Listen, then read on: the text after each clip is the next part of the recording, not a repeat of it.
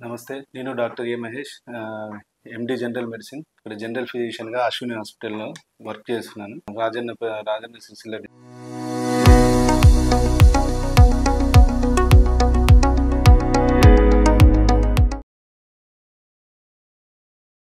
మనకొచ్చేసి వర్షాకాలంలో ఎక్కువ వచ్చే కేసులేంటి అంటే పాము కాటు ఒకటి. ఇంకోటి విష జ్వరాలల్ల ఎక్కువ డెంగ్యూ జ్వరాలు ఇవి చాలా వస్తున్నాయి. సో, ముఖ్యంగా మనం ఈ 2 ఈరోజు డిస్కస్ చేద్దాం.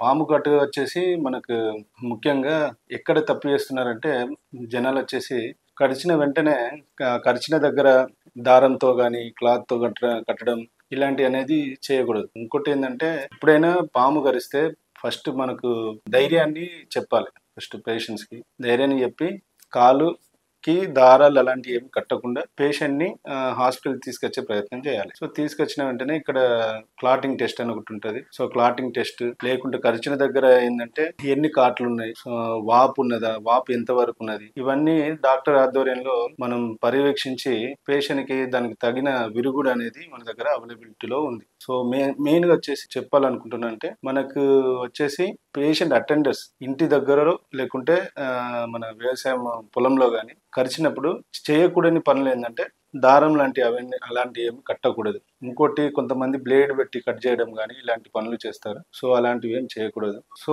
ఇక్కడికి తీసుకొచ్చినంక తగిన టెస్ట్‌లు చేసే వసతులన్నీ మన హాస్పిటల్ నందు కలవు.